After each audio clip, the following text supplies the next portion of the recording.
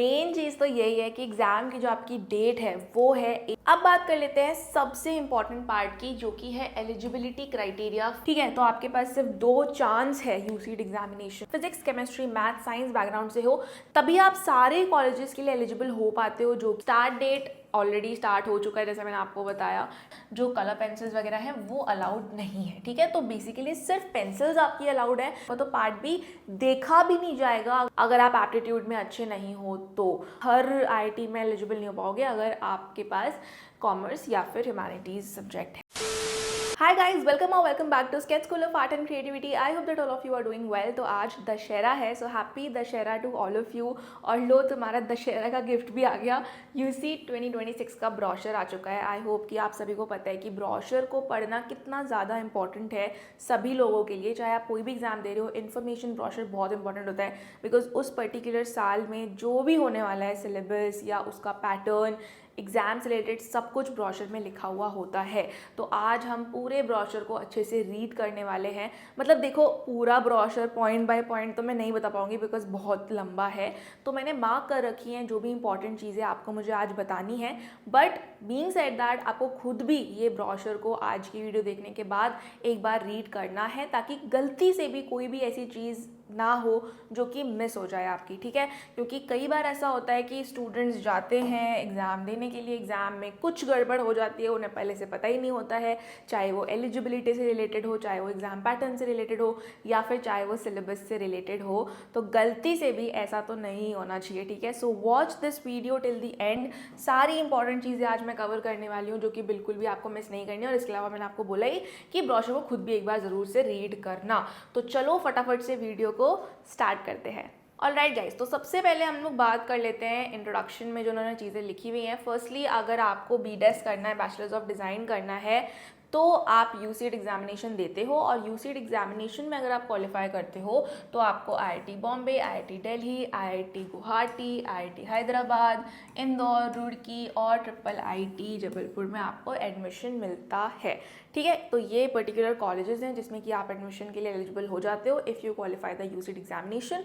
But इसमें और भी चीज़ें हैं स्ट्रीम से रिलेटेड, क्योंकि अगर आप पीसीएम से हो तो ही आप सारे में ले सकते हो। ठीक है, जो स्टूडेंट्स ह्यूमैनिटीज़ या फिर कॉमर्स बैकग्राउंड से हैं 11th एंड 12th में, वो सारे में नहीं ले पाते हैं। ठीक है, तो वो भी मैं आगे डिस्कस करने वाली हूँ, but this is like the most important thing that we should discuss. Okay, now coming to this, ये उन्होंने बहुत क्लियरली इंट्रोडक्शन में ही लिखा हुआ है कि स्टूडेंट्स जिन्होंने अपना 12th क्लास 2025 में पास किया है, दैट इज़ लास्ट ईयर, या फिर इस साल 2026 में वो बोर्ड एग्जाम्स दे रहे हैं, सिर्फ वही एलिजिबल हैं फॉर द यूसीट एग्जामिनेशन। तो ये इन्होंने बिल्कुल यहाँ पे लिखा हुआ है, बिकॉज आई थिंक कि बहुत लोगों को कन्फ्यूजन हो जाती होगी, या फिर बहुत लोग हैं जो पहले 12th क्लास दे चुके हैं, वो भी यूसीट के लिए फिल करते होंगे फॉर्म। तो इसलिए उन्होंने इंट्रोडक्शन में ही लिख दिया, क्योंकि बहुत इंपॉर्टेंट चीज़ है। ठीक है, now let's come to the general information जो कि इंपॉर्टेंट है। तो obviously UCEED examination is conducted by IIT Bombay. ठीक है, अगर आपको आईआईटी बॉम्बे के बारे में पढ़ना है थोड़ा बहुत, तो वो भी इन्होंने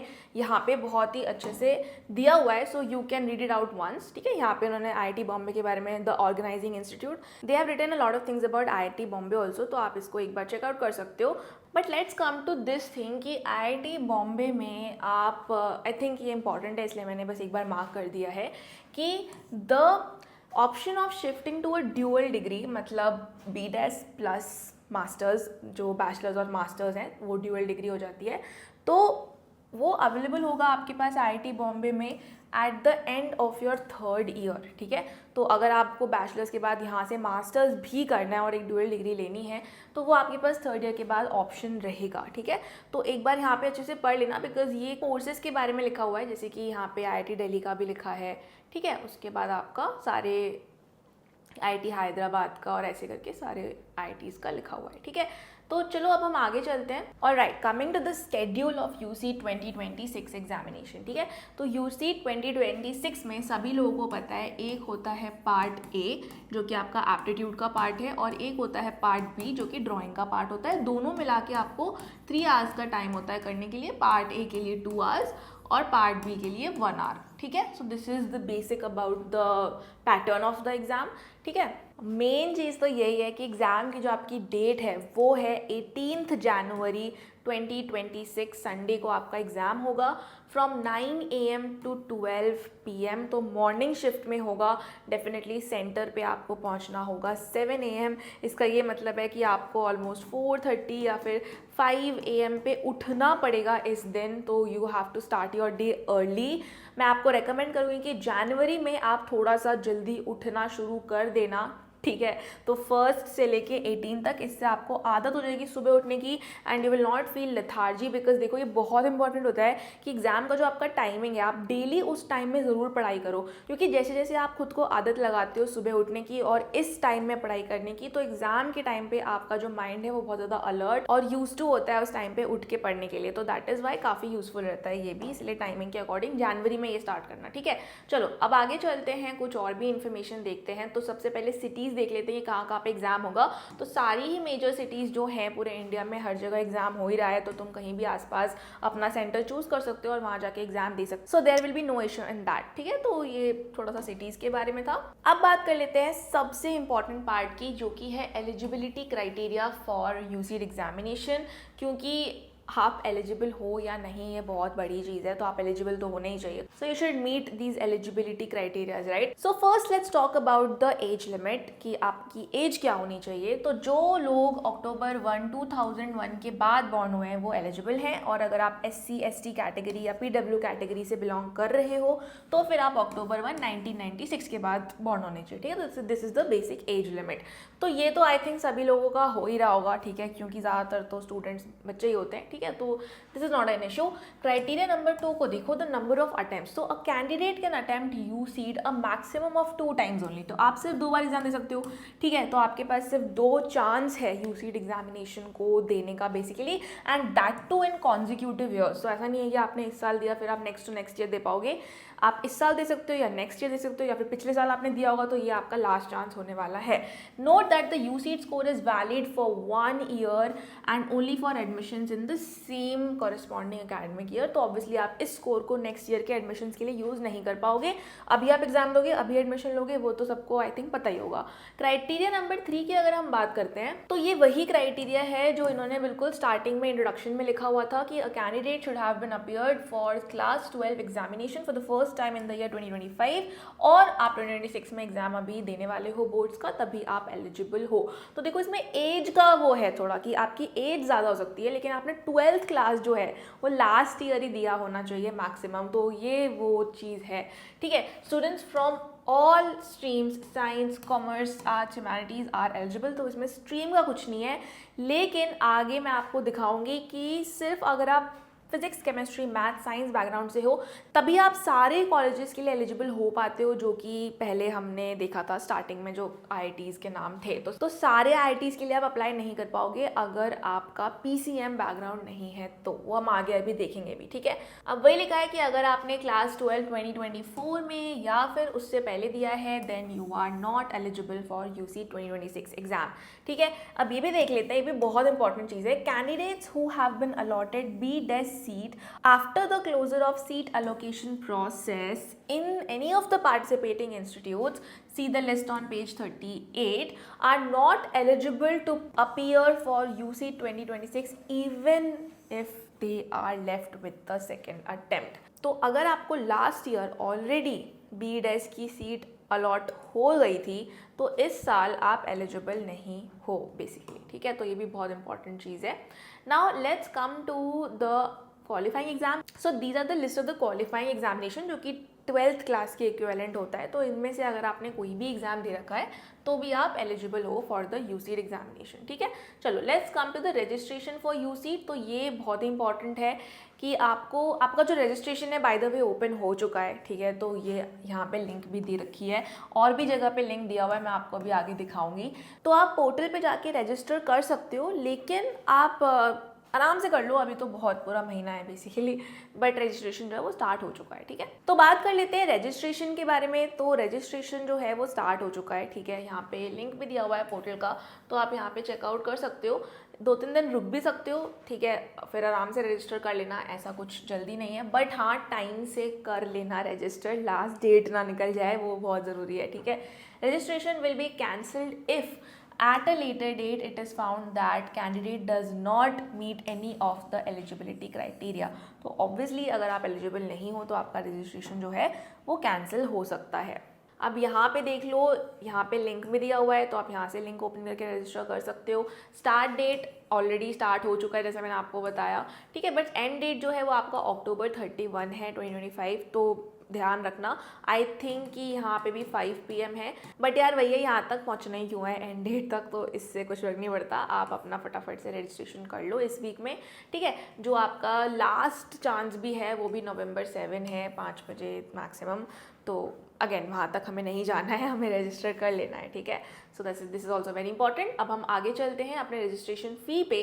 तो जो रजिस्ट्रेशन फ़ी आपकी होने वाली है वो 4,000 है.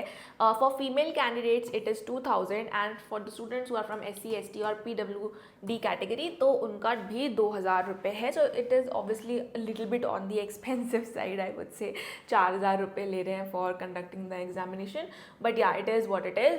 एंड ऑब्वियसली अगर आप लेट रजिस्टर करते हो आफ्टर 31 अक्टूबर तो आपको फिर फाइन भी लगेगा, दैट इज़ ₹500 का एक्स्ट्रा चार्ज भी लग सकता है.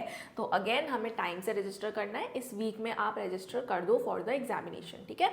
So now coming to very important part जो कि आपका है डॉक्यूमेंट्स रिक्वायर्ड, ठीक है. तो देखो यूसीड में आपको जो है रजिस्टर करने के लिए प्रॉपर डॉक्यूमेंट्स चाहिए जो कि आप पहले आराम से अरेंज करो. आपके पास अभी टाइम है पूरा महीना, ठीक है. ऑब्वियसली 15 दिन के अंदर आप कर दो register to be on the safer side, कहीं गलती से भी मिस ना हो जाए अगेन. लेकिन ये डॉक्यूमेंट्स आप पहले अरेंज करो and then you can start with your registration process, ठीक है. तो पहले से ही आप ये सारे डॉक्यूमेंट्स पहले अपने पास रखो, उसके बाद ही आप अपना रजिस्ट्रेशन को स्टार्ट करना, ठीक है. तो डॉक्यूमेंट्स क्या चाहिए, बेसिकली जो फोटो आपको अपलोड करनी है वो आपकी लास्ट 6 मंथ्स में ही खिंची होनी चाहिए. तो अगर नहीं है तो आप जाके एक नई फोटो खिंचवा लो अच्छी सी प्रॉपर सी जो कि इन क्राइटेरियाज को मीट कर रही है. तो बेसिकली 70 to 80% आपका फेस दिखना चाहिए फोटो में. मोस्टली आप वाइट बैकग्राउंड रखवाना क्योंकि सही रहता है ना. बहुत सारे ऐसे एग्जाम्स है जिसमें वाइट बैकग्राउंड चाहिए होता है फोटोग्राफ में, तो वाइट बैकग्राउंड वाली फोटो खिंचवा लेना और अच्छी सी नई फोटो खिंचवा लो. Then you have a clear image of the candidates full signature, तो आपको साइन करके उसकी अच्छी सी फोटो लेनी है वाइट पेपर पे, ठीक है. इसके अलावा आपको ये डॉक्यूमेंट्स भी अरेंज करने हैं which is a document proof of age such as your 10th class marksheet या फिर पासपोर्ट, बर्थ सर्टिफिकेट. ये सब चीज़ें जो है वो आपको चाहिए रहेंगी, PDF फॉर्मेट में चाहिए रहेंगी, ठीक है. तो ये भी आप अपना अरेंज करके रखो पहले से ही. क्वालिफाइंग एग्जामिनेशन सर्टिफिकेट आपको चाहिए होगा अगर आपने लास्ट ईयर एग्जाम दिया 2025 में 12th का, तो जो आपकी 12th बोर्ड्स की जो मार्कशीट है वो आपके पास होनी चाहिए PDF फॉर्मेट में. आप उसको कर लेना. तो PDF फॉर्मेट में करने के लिए सिंपल आप एक फ़ोटो खींच सकते हो और आराम से वो PDF में कन्वर्ट हो जाती है ऑनलाइन. तुम लोगों को तो ये पता ही होगा ये सब कुछ, बट स्टिल जिनको नहीं पता उनके लिए बता रही हूँ.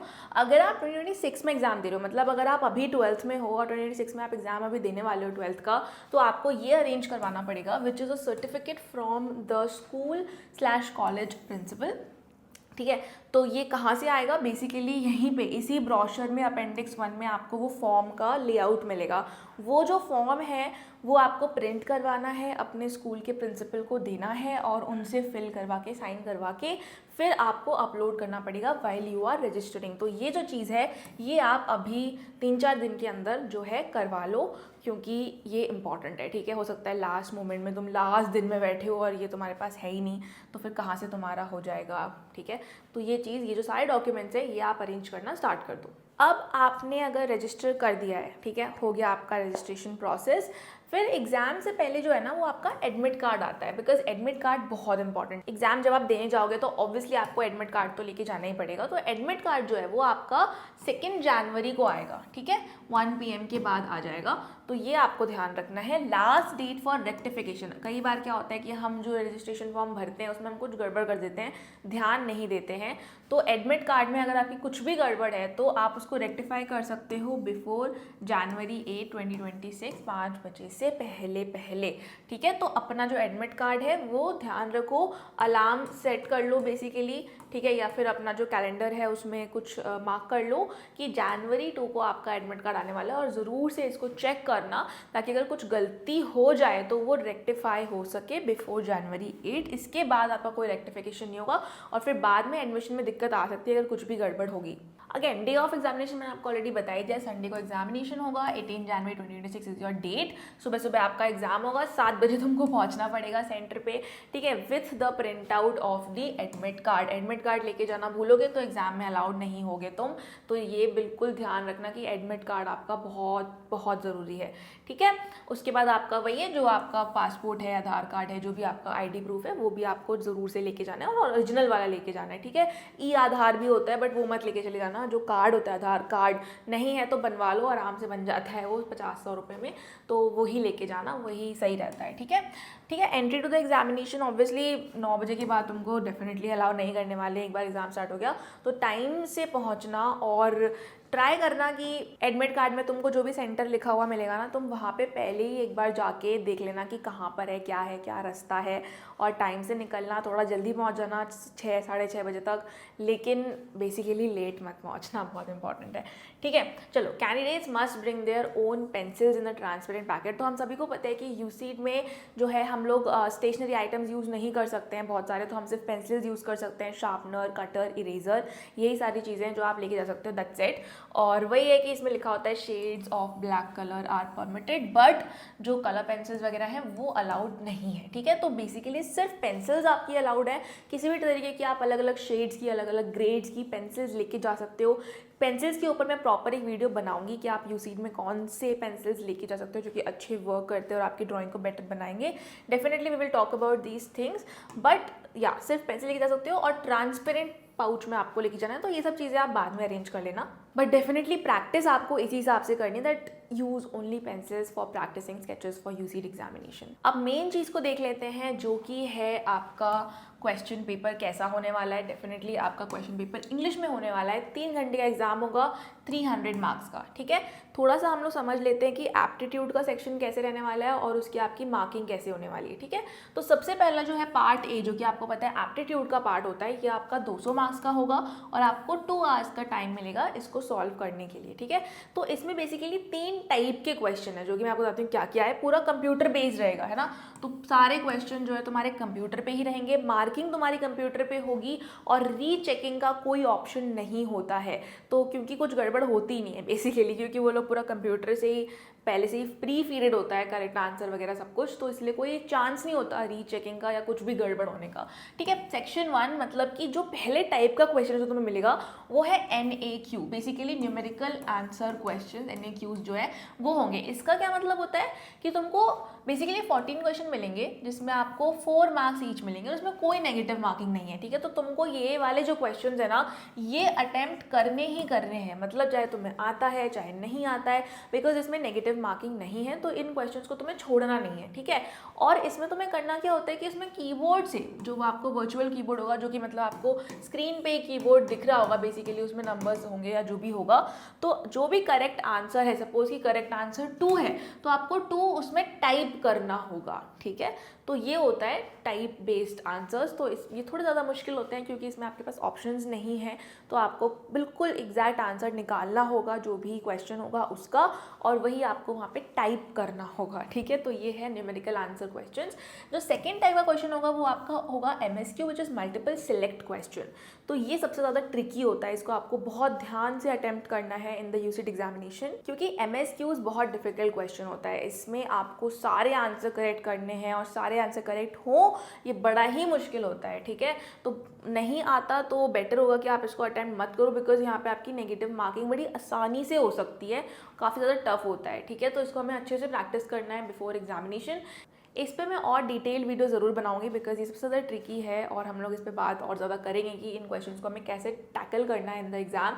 तो इसमें करना क्या होता है कि अगर आपने देखो बहुत सारे आपके पास ऑप्शंस होंगे, ठीक है, बहुत सारे ऑप्शन होंगे, कितने भी हो सकते हैं, मान लो 10-15 हो सकते हैं ऑप्शंस, उसमें से आपके 4 करेक्ट हो सकते हैं, मतलब मल्टीपल और भी करेक्ट हो सकते हैं, या जैसा भी हो सकता है, वो कुछ भी हो सकता है, ठीक है। तो अगर आपने सारे, जैसे मान लो आपको 10 ऑप्शन दिए गए, 10 में से अगर आपने 4 करेक्ट वाले ही टिक किए, मतलब जो इनकरेक्ट है कोई सा टिक नहीं किया, जो 4 करेक्ट है बस वही टिक करे अगर, ठीक है, तो if only all correct options are chosen and none of the incorrect options is chosen, तभी आपको फुल मार्क्स मिलेंगे, ठीक है। और इसी तरीके से बेसिकली अगर आपने 3 करेक्ट ऑप्शन चुने और कोई इनकरेक्ट नहीं चुना, ठीक है, मान लो अगर आपने 2 करेक्ट चुन लिए और कोई इनकरेक्ट नहीं चुना, ठीक है, या फिर आपने एक ही करेक्ट चुना और कोई भी इनकरेक्ट नहीं चुना, तो ये आपको मार्क्स मिलते हैं। तो ये मतलब पार्शियल मार्किंग होती है कि आपने एक करेक्ट चुना, 2 करेक्ट चुना, तो जितना आपको श्योर है कि हाँ ये करेक्ट आंसर है, आपको उतना ही चूज करना है। ज़रूरी नहीं कि आपको 4 है तो 4 करने ही है, क्योंकि अगर आपने इनकरेक्ट ऑप्शन चूज करे तो फिर बेसिकली आपकी नेगेटिव मार्किंग तो होगी विच इज़ -1। और अगर आपने कुछ भी चूज नहीं करा हुआ है तब आपको 0 मिलेगा, मतलब उसमें आपको फिर कुछ मार्क्स डिडक्ट नहीं होगा। तो अगर आपको बिल्कुल ही नहीं आता है तो to be on the safer side you don't have to choose anything, ठीक है। बेसिकली ये काफ़ी मुश्किल होता है इसमें मार्क्स अच्छे सिक्योर करना, बिकॉज कई बार हमें लगेगा कि क्योंकि इसमें मल्टीपल आंसर्स करेक्ट हैं, मल्टीपल पॉसिबिलिटीज़ हैं, और हमें लगता है कि सारे आंसर शायद करेक्ट होंगे। नेक्स्ट टाइप का जो आपका क्वेश्चन है वो है बेसिकली MCQ, जो कि सभी को पता ही है। इसमें आपके 3 मार्क्स मिलेंगे अगर आपने करेक्ट आंसर करा, और आपकी 0.71 की नेगेटिव मार्किंग होगी, -1 की नहीं होगी, 0.71 की होगी अगर आपने गलत आंसर चूज़ किया तो, ठीक है। तो बेसिकली सबसे ज़्यादा डिफिकल्ट आप समझ सकते हो, जो सेकंड टाइप का है वही है। पार्ट बी तो हम सभी को पता ही है कि 2 टाइप के क्वेश्चंस होते हैं, एक होता है स्केचिंग बेस्ड और एक होता है डिज़ाइन एप्टीट्यूड बेस्ड, ठीक है। तो ये पूरा उन्होंने टेबल बना रखा है कि सबसे पहला जो मैंने आपको बताया था ना, numerical answer type question, NAQ या NAT, तो इसमें आपके 14 क्वेश्चन आएंगे, 4 मार्क्स आपको मिलेंगे करेक्ट आंसर पे, 0 मिलेंगे रॉन्ग पे, क्योंकि इसमें आप अटेम्प्ट कर सकते हो फ्रीली। सेकेंड वाले के 15 क्वेश्चन आएंगे और -1 होगा करेक्ट इनकरेक्ट पे, और थर्ड वाले के आपके 20 सबसे ज़्यादा क्वेश्चन आपके MCQ के रहेंगे और 3 मार्क्स मिलेंगे, और -0.71 की आपकी बेसिकली इसमें नेगेटिव मार्किंग रहेगी। तो ये पूरा आपके डिफरेंट टाइप्स ऑफ क्वेश्चंस हैं for part A. For part B पहला तो क्वेश्चन आपका स्केचिंग का आएगा, जो कि पर्सपेक्टिव स्केचिंग का होता है बेसिकली, तो ये भी हम अच्छे से करके जाएंगे if you want to crack the exam. और सेकंड आपका डिज़ाइन एप्टीट्यूड का क्वेश्चन होता है, 50-50 मार्क्स के दोनों क्वेश्चन होते हैं, 1 आवर का आपके पास टाइम होता है, अराउंड 30 मिनट्स आप टाइम दे सकते हो, या फिर इस वाले को 40 मिनट्स दे सकते हो और इस वाले को आप 20 मिनट्स भी दे सकते हो अकॉर्डिंग टू द क्वेश्चन की क्या क्वेश्चन आ रहा है, ठीक है। अब हम बात कर लेते हैं सिलेबस की। मैं सिलेबस आपको अभी नहीं बता रही हूँ, सिलेबस की जो वीडियो है वो हम नेक्स्ट डालने वाले हैं। तो आज की जो वीडियो है उसके बाद मैं सिलेबस की डालूंगी और उसमें पूरा डिटेल में सिलेबस डिस्कस करेंगे कि भाई सिलेबस है क्या और आपको पढ़ना कैसे है। गाइज, आगे बढ़ने से पहले मैं आपको बताना चाहूँगी कि that if you have not started with your UCET exam preparation, अगर तुमने अभी तक बिल्कुल भी स्टार्ट नहीं किया है, तुम कर रहे हो, तुम्हें नहीं समझ आ रहा है कि कैसे स्टार्ट करूँ, या फिर अगर तुम स्टार्ट कर चुके हो और तुम्हें लग रहा है कि यार अभी तक शायद मेरी प्रिपरेशन उतनी भी अच्छी नहीं जा रही, पता नहीं क्रैक होगा नहीं होगा एग्जामिनेशन, सही जा भी रहा हूँ या नहीं जा रहा हूँ, या अगर आप ऑलरेडी किसी कोचिंग में और आपको नहीं सेटिस्फैक्ट्री लग रहा है, so definitely don't forget to attend our free demo class, ठीक है। फ्री डेमो क्लास को अटेंड करने के लिए जो वेबसाइट है, जो हमारी वेबसाइट है, इसका जो लिंक है ये मैंने डिस्क्रिप्शन बॉक्स में ऑलरेडी दे रखा है, तो आप वहाँ पे जाके जब वेबसाइट को खोलोगे तो सामने ही आपको बुक फ्री डेमो क्लास का बटन दिखेगा। यहाँ पे आप अपने डिटेल्स भरो और यहाँ से आप अपने directly free demo class book कर सकते हो। We will contact you on call and WhatsApp, और हम आपको एक प्रॉपर ग्रुप में ऐड कर देंगे जहाँ पे आप हमारी फ्री डेमो क्लासेस अटेंड कर सकते हो ऑन गूगल मीट। तो हम लोग भाई लाइव बैठते हैं, बहुत सारे स्टूडेंट्स आते हैं, डाउट्स पूछते हैं, and we guide them on both the subjects, aptitude also and drawing also. 2 demo classes होती हैं बेसिकली हमारी, और आपको फुल क्लैरिटी मिलती है कि अगर एप्टीट्यूड की जो प्रिपरेशन है आप सही कर रहे हो नहीं कर रहे हो, जो भी आपके डाउट्स हैं वो क्लियर होते हैं, और जो हमारा पढ़ाने का तरीका है जिससे 100% रिजल्ट्स गारंटीड होते हैं। And obviously if you give a proper amount of time जितना आपको रिक्वायर्ड रहेगा, बिकॉज देखो सच बात ये है कि कुछ स्टूडेंट्स आते हैं जिनको कम टाइम लगता है प्रिपेयर करने में, 3 मंथ्स में भी कर लेते हैं, 4 मंथ्स में भी कर लेते हैं। कुछ स्टूडेंट्स आते हैं जिनको मे बी 1 ईयर लग जाएगा या फिर मैक्सिमम 2 ईयर्स लग जाएगा, लेकिन अगर तुम टाइम दोगे और सही तरीके से प्रिपेयर करोगे तो definitely you will be able to crack the examination, but you have to try your best and you have to prepare in the right direction. देखो अगर हमें कुछ भी लाइफ में अचीव करना होता है तो हमें हार्ड वर्क और धीरे धीरे करके कंसिस्टेंटली प्रिपेयर करना होता है ना। ऐसा तो है नहीं कि एक दिन प्रिपेयर करा और कल रिजल्ट आ जाएगा, ऐसा तो होगा नहीं। तो कंसिस्टेंटली तो प्रिपेयर करना ही है, but at the same time ये भी इंपॉर्टेंट है कि सही डायरेक्शन में प्रिपेयर करो, ठीक है। अगर मेरा गोल है सपोज फैट लॉस, ठीक है, या फिर मेरा गोल है वेट गेन, तो मुझे ऐसा ही तो खाना खाना पड़ेगा ना जिससे मेरा वेट गेन होगा या फिर मेरा वेट लूज होगा। तो सही डायरेक्शन में जाना भी बहुत इंपॉर्टेंट होता है। गलत तरीके से अगर प्रिपेयर करोगे, गलत गाइडेंस में प्रिपेयर करोगे, या फिर खुद से आप कुछ भी कर रहे हो और आपको पता ही नहीं कि कैसे एग्जाम को क्रैक करना है, तो भी चांसेस आपके काफ़ी कम हो जाते हैं और आपके पास लिमिटेड ऑप्शन है, राइट। ज़्यादा से ज़्यादा आपके पास सिर्फ 2 चांसेस एग्जाम को क्रैक करने का, तो चांस अपना वेस्ट मत करो। मे बी आप इस वीडियो को देख रहे हो, बहुत लोग तो नहीं भी देख रहे होंगे, तो आपके पास ये अपॉर्चुनिटी आई है and it's completely free of cost. तो जब आप एक बार क्लास में आओगे तभी आपको पता चलेगा कि एक्चुअली में SSAC में हम कैसे पढ़ाते हैं और क्या चीज़ें यूनिक है जिसकी वजह से अच्छे रिजल्ट्स आ पाते हैं। तो अभी डिस्क्रिप्शन में जाके वेबसाइट खोलो और वहाँ से अपनी फ्री डेमो क्लास बुक करो और मैं तुमसे बात करूँगी in the free demo classes और तुम्हारे सारे डाउट्स जो हैं वो क्लियर करूँगी and we will learn. And of course, after the free demo classes, you will be at least one step closer to achieving your dream. Alright guys, so now let's come back to our topic जो कि हम discuss कर रहे थे brochure को। देखो, evaluation part भी हम थोड़ा समझ लेते हैं कि आपकी जो चेकिंग है वो कैसे होने वाली है। तो सबसे पहले मैं आपको बताया कि कोई भी स्कोप नहीं होता है रीचेकिंग का। तो अगर तुम्हें लग रहा है कि भाई मेरा एप्टीट्यूड तो बहुत अच्छा गया था पर मेरे मार्क्स नहीं अच्छे आए हैं, तो उसका कोई स्कोप नहीं है। और देखो, एप्टीट्यूड में तो कोई इशू भी नहीं होगा बिकॉज तुम्हें अपनी आंसर की दी जाएगी कि तुमने क्या आंसर्स मार्क किए और कौन से एक्चुअली में करेक्ट आंसर्स थे। तो उसमें तो कुछ वैसे भी इशू नहीं आता है स्टूडेंट्स को। बट मेनली स्टूडेंट्स को इशू आता है कि यार मेरा ड्राइंग बहुत अच्छा गया था लेकिन मेरा जो है हुआ नहीं, या फिर जो भी है। और मेन चीज़ ये है कि आई होप आप लोगों को पता होगा कि आपका जो शॉर्ट लिस्टिंग होगा ना वो सिर्फ पार्ट ए के बेसिस पे होगा। तो जिन स्टूडेंट्स के पार्ट ए में अच्छे मार्क्स होंगे सिर्फ वही शॉर्ट लिस्ट होंगे और सिर्फ उन्हीं कैंडिडेट्स का पार्ट बी चेक होगा। अदरवाइज आपका तो पार्ट बी देखा भी नहीं जाएगा अगर आप एप्टीट्यूड में अच्छे नहीं हो तो that is why aptitude is so important and non negotiable. Because जब तक आपके एप्टीट्यूड में अच्छे मार्क्स नहीं है, पार्ट बी भी स्ट्रॉन्ग करके कोई फ़ायदा नहीं है। तो इसीलिए जो स्टूडेंट्स सिर्फ सोच रहे हैं कि यार ड्राइंग के बेसिस पे एग्जाम क्रैक होगा, भाई नहीं होने वाला है, क्योंकि एप्टीट्यूड के बेसिस पे ही शॉर्ट लिस्टिंग तो चल रही है ना। तो it is very important, okay guys. तो ध्यान रखना है इस चीज़ का। और जितने भी शॉर्ट लिस्टेड स्टूडेंट्स हैं सबको एक रैंक मिलेगी which is your AIR all India rank, ठीक है। अब हम बात कर लेते हैं कि यार जो आपकी ड्राइंग की इवैल्यूएशन है वो कैसे होने वाली है। तो इसको आप एक बार रीड कर सकते हो, मैं आपको शॉर्ट में बता देती हूँ कि बेसिकली पहले आपकी जो ड्राइंग है ना वो 2 लोग चेक करने वाले हैं। तो अगर दोनों ने आपको ऑलमोस्ट सेम मार्क्स दिए हैं, ठीक है, ज़्यादा डिफरेंस नहीं है, सिर्फ 10 मार्क्स का डिफरेंस है ज़्यादा से ज़्यादा, तो मान लो एक ने आपको 50 दिए हैं, एक ने आपको 55 दिए हैं, तो आपके जो है बीच के मार्क्स एवरेज निकाल के वो लोग वही मार्क्स लगा देंगे, ठीक है।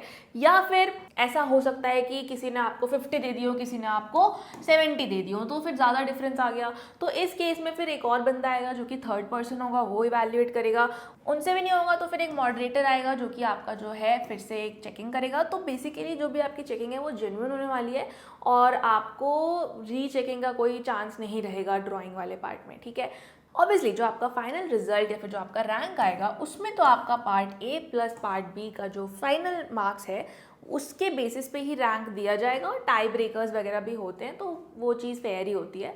जो 2026 का क्वेश्चन पेपर है और आंसर की है पार्ट ए का, वो रिलीज़ होगा यूसीड की वेबसाइट पे ही ऑन जनवरी 2026, ठीक है। तो ये ध्यान रखना कि आपका जो है 20 जनवरी को आ जाएगा, तो एक बार आप देख लेना बिकॉज स्टूडेंट्स को याद तो होता ही है कि हमने क्या कराया है और कितना कराया है सही। तो आप एक बार चेक कर लेना तो आपको पता चल जाएगा कि आपका एग्जाम जो है वो अच्छा गया है या नहीं गया है। कोई भी अगर आपको लगता है आंसर की में दिक्कत है कि यार ये आंसर तो गलत दे दिया उन्होंने, ठीक है, या तो ये तो गलत हो गया, तो आप इसको 22 जनवरी तक उनको इन्फॉर्म कर सकते हो ईमेल के थ्रू। और जो आपका रिस्पॉन्स है ना कि बेसिकली आपने क्या रिस्पॉन्स किया था वो भी अवेलेबल रहेगा till the declaration of UCEED result, उसके बाद नहीं रहेगा, ठीक है। तो एक बार रिजल्ट आ गया फिर वो लोग हटा देंगे। तो ये चीज़ थोड़ी बहुत है जो कि इंपॉर्टेंट है रिजल्ट्स के बारे में। वही है कि रिजल्ट जो है वो आपका मार्च 6, 2026 को आ जाएगा। तो 18th को आपका एग्जाम है और मार्च में आपका रिजल्ट है। जैन में एग्जाम होगा, मार्च में आपका रिजल्ट आ जाएगा बेसिकली, ठीक है।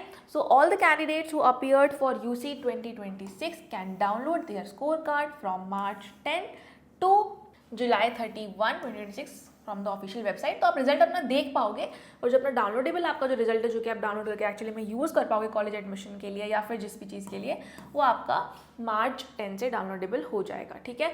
All short listed candidates will obviously get a all India rank, जो आपकी मेरिट रैंक है वो तो आएगी ही आएगी, लेकिन सिर्फ शॉर्ट लिस्टेड वालों की, सबकी नहीं आएगी AIR, ठीक है। क्योंकि AIR आएगी भी कैसे, क्योंकि पार्ट बी तो चेक ही नहीं हो रहा शॉर्ट लिस्टेड जो नहीं है उनका, तो दैट इज़ वाई, ठीक है ना। तो ये सारी जो थी वो मेजर चीज़ें थी। और यहाँ पे आपको सारे इंपॉर्टेंट डेट्स भी मिल जाएंगे, तो आप चाहो तो स्क्रीनशॉट ले सकते हो या फिर इसको सेव कर लो अपने फ़ोन में, है ना, ताकि कोई भी इशू ना आए, या फिर कैलेंडर में जो सारे डेट्स हैं उसको मार्क कर लो, तो आपके पास कोई इशू नहीं आएगा। अब जो है BDIS एडमिशन्स के बारे में लिखा हुआ है इसके बाद में, तो अभी के लिए इतना ही आज की वीडियो के लिए। अगर एडमिशन्स की बात है तो वो बहुत ही डिफरेंट टॉपिक चला गया, तो वो हम आई थिंक बाद में बात कर सकते हैं। इवन हम एग्ज़ाम के बाद भी बात कर सकते हैं एडमिशन के बारे में, कि जिनका रिजल्ट अच्छा आ जाएगा वो लोग बेसिकली इसके बारे में देखते हैं कि अब एडमिशन का क्या प्रोसेस है या क्या है, ठीक है। तो मेनली एडमिशन में हाँ इंपॉर्टेंट चीज़ जो मैं बताना भूल गई वो भी एक बार देख लेते हैं। वो जो PCM वाला मैं आपको बता रही थी ना, देखो यहाँ पे वो लिखा है कि अगर आपको IIT Bombay, IIT Delhi, IIT Hyderabad या IIT इंदौर में जाना है तो आप किसी भी स्ट्रीम से हो चलेगा। लेकिन अगर आपको IIT गुवाहाटी और IIT रुड़की या फिर जबलपुर वाले में जाना है IIIT में, तो फिर आपके पास फिजिक्स, केमिस्ट्री, मैथ्स, PCM ही होना चाहिए, ठीक है। तभी मैं आपको पहले बताया भी था कि आप हर IIT में एलिजिबल नहीं हो पाओगे अगर आपके पास कॉमर्स या फिर ह्यूमैनिटीज़ सब्जेक्ट है तो बस यही था आज की वीडियो के लिए, जो कि आपके लिए जानना इंपॉर्टेंट था। एडमिशन्स के बारे में या फिर सिलेबस के बारे में हम लोग डिटेल में अलग वीडियो में बात करेंगे, ठीक है। तो कोई भी आपको डाउट है, कुछ भी आपको पूछना है या फिर किसी टॉपिक पे आपको पर्टिकुलर वीडियो चाहिए, so don't forget to tell me in the comment section down below.